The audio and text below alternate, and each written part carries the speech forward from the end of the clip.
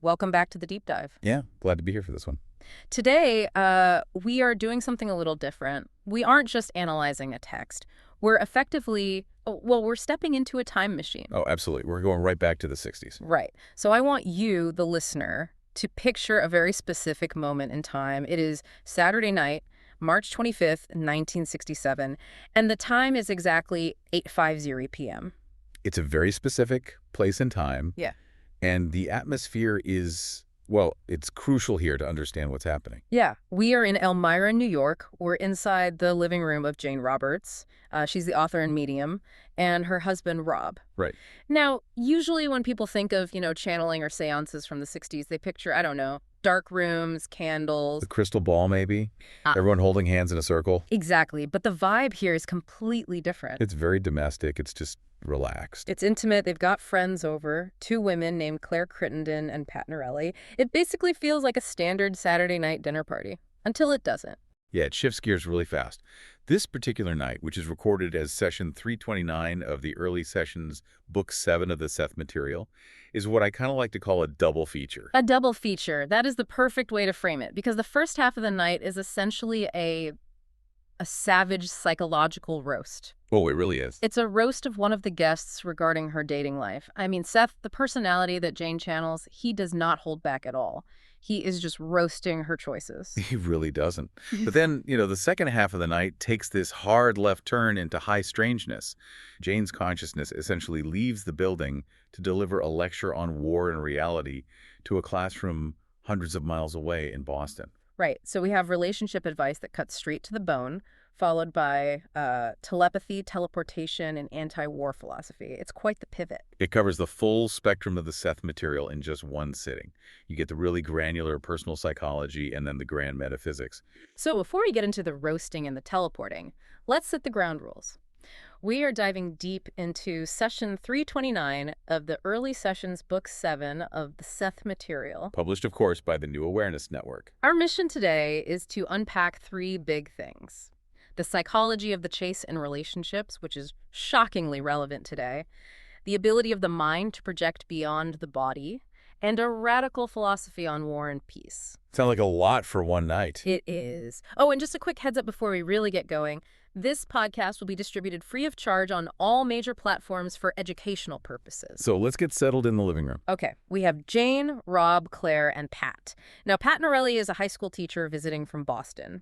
And like so many people who get a chance to speak to a psychic or a channel, she has a burning question about a guy. Oh, yeah. It's the classic opening move. Tell me about my love life. Right. She asks about a man named Brian Houlihan. Now, be honest. If you go to a tarot reader or read a horoscope, what do you usually expect? You expect something like, he's thinking of you. Yeah, or patience is key. You expect vague validation. You expect to be comforted. You expect to be told that your desires are totally valid and that the universe is just conspiring to get you what you want. Right. But Seth does not do that. Seth takes one look at the situation and basically says, okay, let's perform surgery. He cuts right to the psychological core of the issue. He starts by saying, and I quote, "There are rather severe difficulties involving the male." And he doesn't stop there. He immediately diagnoses the dynamic between Pat and Brian. He identifies Pat as the hunter and Brian as the hunted. The hunter and the hunted. I mean, it sounds like an action movie, but in the context of dating, it's just painful. It is. It really is. But what's fascinating here is how Seth deconstructs why they are in these roles. Mm. He describes Brian as passive, submissive, and obsessed with security. Right. He actually says Brian enjoys being the object of a chase of this nature. So the guy is playing hard to get, but he actively likes the attention. Precisely. It feeds his ego, but it also keeps him safe. If he's being chased, he never has to make a move. Yeah. He never has to risk rejection. But the real critique, the real roast, as you called it, is directed at Pat. Oh, absolutely. Seth says the questioner is obviously the hunter. The questioner also enjoys the chase for the sake of a chase. The excitement involved in the chase is important. That is the key line right there. The excitement involved in the chase is important. Seth is arguing that Pat doesn't actually want Brian. Right, she thinks she does. She thinks she does, Yeah. but she actually just wants the adrenaline. She wants the pursuit. It's the 1967 version of a situationship. Yeah. Or being addicted to a toxic dating app cycle, where you're swiping and messaging and there's all this drama. But if you actually stopped and thought about it, you'd realize, wait, I don't even like this person. Seth is pointing out a mechanism here that is so common, yet we rarely ever admit it to ourselves.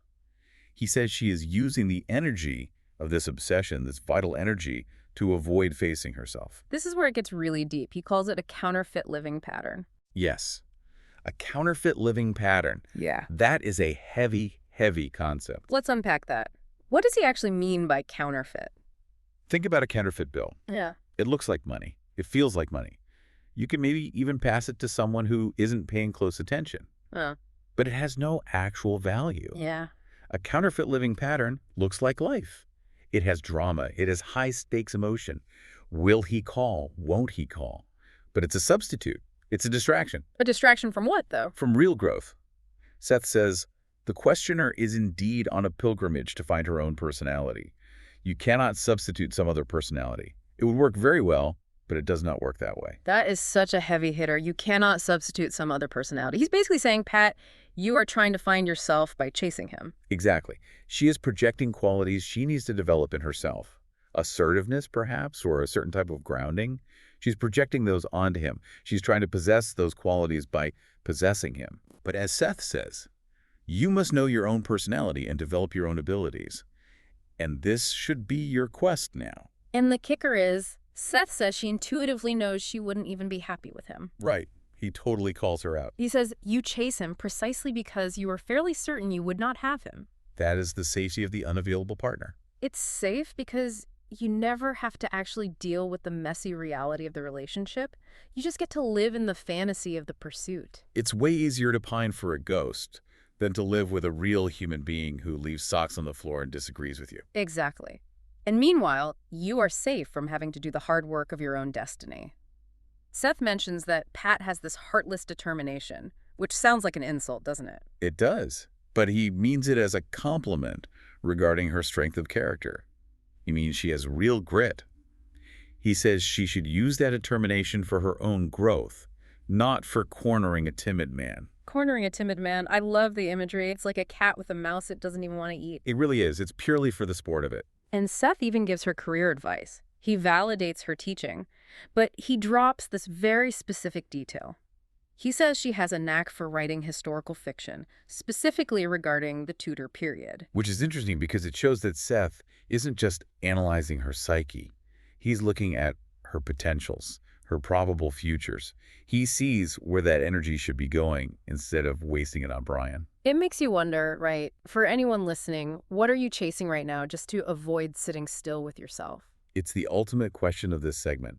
Are you chasing a person, a job, a status symbol, just because the noise of the chase drowns out the silence of your own being? Counterfeit living patterns.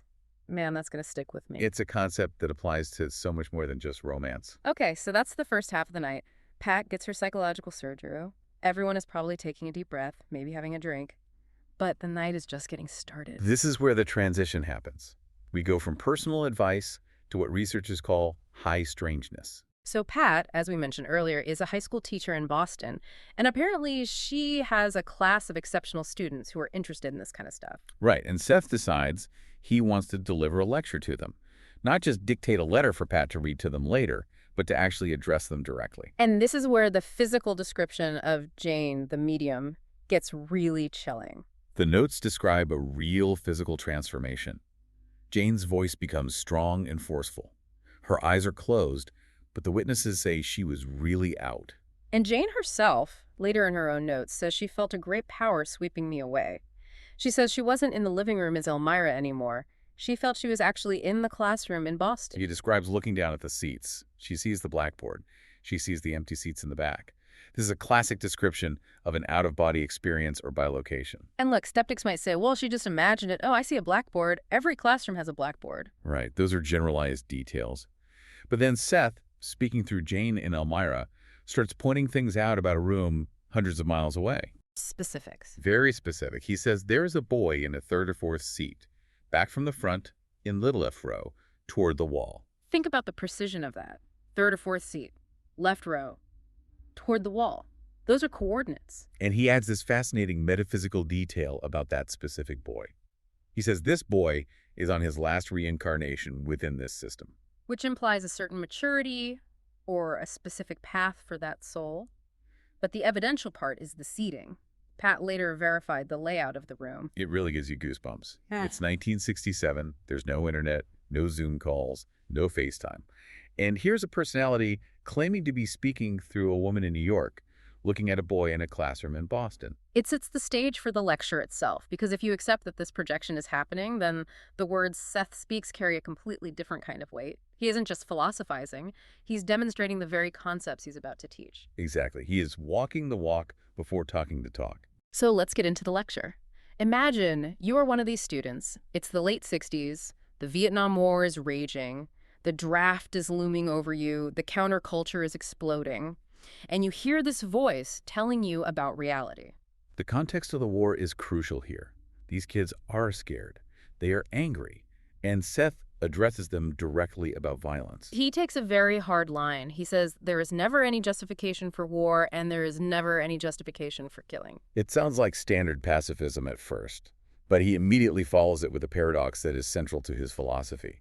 He says, strictly speaking, death isn't real. Right, because consciousness survives. Exactly. So a critic or maybe a confused student might ask, wait a minute, if death isn't real, if nobody really dies and we just wake up in the spirit world, then why is killing wrong? Isn't it just sending someone to early retirement? Yeah, isn't that a massive loophole? Seth slams that loophole shut.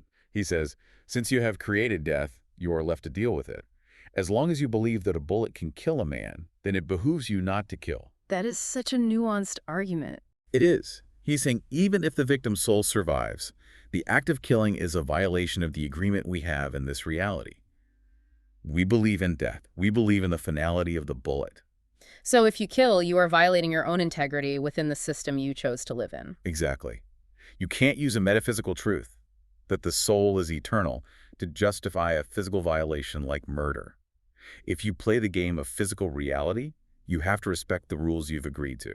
As long as you believe that a bullet can kill a man, that's the key, because we all believe that. It's the operating system of our world. And this leads directly into his core teaching. You create your own reality, or YCYR, as it's often abbreviated by readers. He gets very literal with the students here. He tells them, you are forming the physical chairs. You are forming the blackboard. Now, we need to clarify this, because this is where people usually roll their eyes. He doesn't mean you are physically building the chair with a hammer and nails. Right. And he doesn't mean if I stop looking at the chair, it just disappears into thin air. No. He's talking about the mechanism of creation at a subatomic or energetic level. He says thoughts are electromagnetic acts. Wait, electromagnetic acts? Yes. This is a crucial technical point in the Seth Material. He argues that thought isn't just some wispy, abstract thing inside your skull. It has energy. It has density. It has substance. Real substance. And that energy projects outward and crystallizes into what we perceive as matter. So the chair I'm sitting in right now, Seth would say, I am actively, subconsciously keeping it in existence. You and everyone else who perceives it. It's a collective telepathic agreement. We are all holding the image of the chair in place. That is wild to think about. And he calls our senses, our eyes, our ears, our touch, he calls them lovely liars. Lovely liars. I like that. It sounds poetic. It is poetic, but it's also a warning. He says they are liars because they only show us the result, not the cause. Break that down for me. Okay. Imagine you are wearing a VR headset. The headset shows you a dragon. Your eyes tell you there is a dragon. But the headset is lying, it's just pixels. Our physical senses show us the result, the chair, the war, the person. But they hide the mental energy that actually creates them. They make the world look like it's outside of us, like it's completely separate from us. Exactly. They hide the feedback loop to make the game of physical life convincing. If we constantly saw our thoughts manifesting instantly, the drama of life would collapse. We need the illusion of solidity to learn how to manage our energy. But Seth warns the students, and remember, these are teenagers in the 60s, probably very angry at the establishment, angry at their parents for the war. He warns them not to get trapped in the habit of just criticizing the outside world. This is the generational clapback, as we might call it. Yeah, he really calls them out. He says, if you would end war, you must change yourself. It is the idea of war, then, that you must fight. He points out that if the younger generation just hates the older generation, but doesn't change their own inner expectations, their own aggression, their own fear, they will just grow up to recreate the exact same world. He says, the world in which your parents live is a world which they created. And he warns the students that if they don't look inward, they'll just become the new parents creating a new mess. It's a message of ultimate responsibility. You can't just protest peace, you have to be peace. You have to change the electromagnetic signal you are broadcasting. Which is a pretty tall order for a 16-year-old. It's a tall order for anyone. Speaking of 16-year-olds, Seth has a very interesting take on their identity. He basically tells them, you think you're teenagers, that's cute. He challenges their entire concept of age and self. He says, the self that sits in class is not the self that wanders in a dream state. The self that you call yourself knows relatively little. It is perhaps 16 years old. I love this image. A disembodied voice telling a room full of high schoolers, you think you're woke. You're actually asleep in class. You're more awake when you're dreaming. It's a total inversion of how we usually see things. We think waking life is the real world, and dreams are just random firing of neurons. Seth argues the complete opposite. He says you are, in some respects, more awake when you sleep than you are when you sit in your classroom. In the dream state, according to Seth, we are connected to our whole self. We travel, we learn, we exist without the limitations of space and time. He even brings in genetics, which is fascinating. Yeah. He says memories of past lives aren't in the physical genes. No, he places them in the psychic counterpart of the chromosomes. The psychic counterpart. He's suggesting that biology itself is just a projection of a deeper psychic blueprint. So your ancestral memory isn't just biology, it's soul memory. So when these kids are dreaming, they aren't just 16-year-olds worrying about prom or the math test. They are ancient, multidimensional beings. And Seth really wants them to grasp that empowerment. He doesn't want them to feel small. He has this great line where he distances himself from the typical ghost tropes. He says, I am no beady-eyed spirit. I am no granddaddy long legs of the spirit world. Granddaddy long legs of the spirit world. It's such a specific, humorous image. He's trying to tell them, look, I'm not some spooky monster. I'm just a personality who has figured out the system a bit more than you have. And his challenge to them is don't sell yourselves. Yes. Don't sell yourself on the idea that you are just a physical organism cowering in a cruel world. He says if you believe that, you make it true. But if you realize you are part of all that is, you become a creator. It's the ultimate pep talk. You are not a victim. You are a creator. And in 1967, to a room full of young people facing a draft and a turbulent world, that message must have been electrifying. It's electrifying now. I mean, who doesn't need to hear that? True. It's timeless. Before we wrap up the lecture, there was a brief interlude in the session involving our other guest, Claire. Right. Before the projection to Boston, Seth spoke to Claire Crittenden. And this is another example of that predictive capability. He predicts a sudden change of focus for her in 3 years. He gets very specific again. He mentions a meeting in a large city, likely New York. He gives initials, AJ or AJL. And numbers. 4, 3, 1. He speculates it could be a room number or an address. What's the takeaway here? Is Seth saying everything is fated? If he sees room 431, is she destined to go there? Quite the opposite, actually. He emphasizes to Claire, you will bring about the change. It will not be forced upon you by exterior circumstances. So even when predicting the future, he puts the agency completely back on the person. Exactly. The future exists as probabilities, kind of like roads on a map. He can see the most likely path, the AJL meeting, room 431, but he reminds her that she is the one walking that path. She is the one driving the car. It's a really nice balance to the roast of Pat earlier. Pat was letting the chase control her. Claire is being told she has the power to control her change. It all comes back to that central theme of responsibility. So let's bring it all together. We've been to a living room in Elmira, a classroom in Boston, and deep into the psyche of a hunter. We have covered a massive amount of ground. If we have to distill this deep dive into some key takeaways, what are they? If we're making a bulleted list for the listener. I think there are 4 main pillars here that we can take into our week. First, looking at relationships. Don't use the chase as a drug. If you are obsessed with someone you can't have, ask yourself, what part of my own growth am I avoiding by focusing on them? Counterfeit living patterns. Stop chasing, start building yourself. I love that. Second point on our list, reality is a projection. The chair, the room, the events of your life, they are feedback from your own thoughts. Your senses are lovely liars that hide the mechanism, but you are the operator of the machine.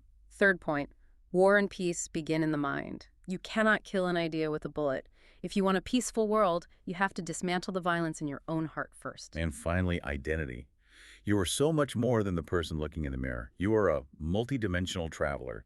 You are more awake when you dream than when you are stuck in the rigid rules of waking life. Which brings us to our provocative thought for the day. Yes, the big question to leave everyone with. If Seth is right and we are more awake in our dreams, what does that make this conversation right now? Are we the dream characters? Exactly. Are you, listening to this, actually the avatar of a much larger, wiser self that is currently, I don't know, napping in a higher dimension? And if you changed your expectations right now, if you truly believe the room you were in could change, would the walls shift?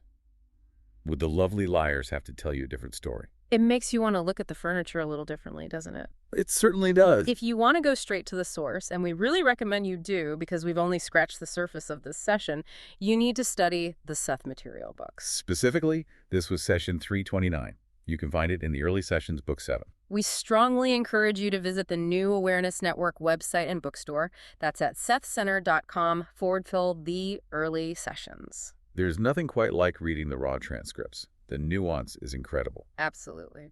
Well, that's it for this deep dive. Thank you for letting us project into your reality for a while. It's been a pleasure. Good evening, everyone, and remember to check if your eyes are open or closed.